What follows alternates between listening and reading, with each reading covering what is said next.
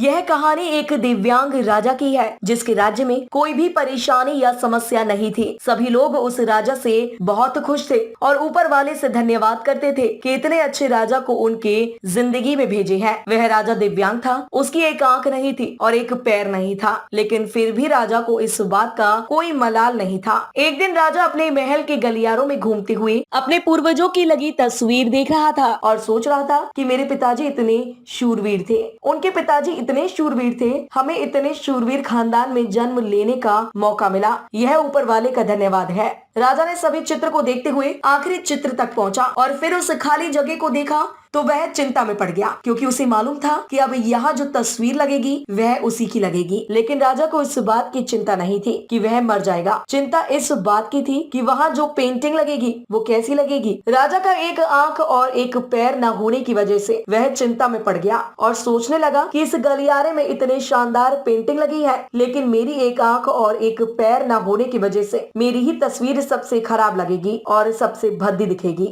राजा ने सोचा कि मेरे मरने के बाद पता नहीं कैसी पेंटिंग बनेगी, और क्यों ना मैं अपने जीते जी ही एक शानदार पेंटिंग बनवाऊं, ताकि मुझे ये सुकून मिल जाए कि मेरी यहाँ अच्छी पेंटिंग लगेगी। अब उस राज्य में ऐलान करवा दिया गया और सभी पेंटर्स को बुलवाया गया और कहा गया कि जो भी पेंटर राजा का शानदार पेंटिंग बनाएगा उसे शानदार इनाम मिलेगा। अब सभी पेंटर राज्य में आए और उन पेंटर को पता था कि अगर शानदार पेंटिंग बनेगी तो शानदार इनाम भी मिलेगा। लेकिन जिस राजा की एक आंख नहीं है, एक पैर नहीं है, उसकी शानदार पेंटिंग कैसे बनेगी? पेंटर सोच रहे थे कि इनाम का तो पता नहीं, लेकिन अगर शानदार पेंटिंग नहीं बनी और राजा गुस्सा हो गया तो सजा मिलेगी। इसलिए बड़े बड़े चित्रकार भी आगे नहीं आए। तभी उनमें से एक लड़का बोला, राजा साहब मैं आपकी पेंटिंग बनाना चाहता हूँ, मुझे 24 घंटे का वक्त दीजिए। अब सभी बड़े बड़े पेंटर हैरान हो गए कि ये लड़का क्या पेंटिंग बनाएगा, और अगर राजा को पेंटिंग पसंद नहीं आई तो इसे सजा जरूर मिलेगी। राजा बोला ठीक है, आप बना करके आइए। अगले दिन वह लड़का तस्वीर बनाकर लाने वाला था और दरबार पूरी तरह से भर चुका था।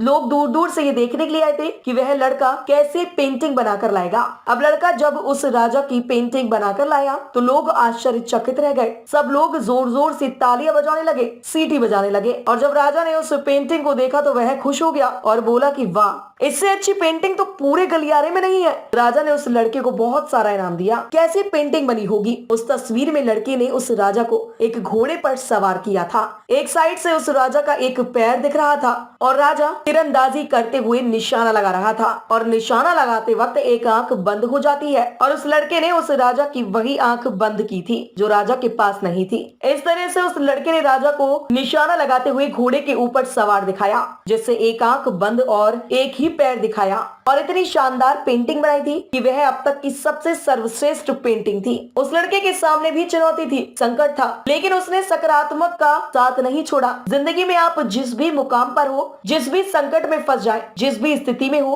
अगर आपने सकारात्मक का साथ कभी नहीं छोड़ा तो यकीन मानिए आप उस संकट से बाहर निकल आएंगे। जिंदगी में उम्मीद का साथ मत छोड़िए, क्योंकि जिसने उम्मीद का साथ छोड़ दिया तो फिर जिंदगी उसका साथ छोड़ देती है। हर पल सकारात्मक रहिए, खुश रहिए, ऊपर वाले के आशीर्वाद के साथ और अपनों के प्यार के साथ अपनी अच्छी और सच्ची मेहनत के साथ कर दिखाओ कुछ ऐसा कि दुनिया करना चाहे आपके जैसा।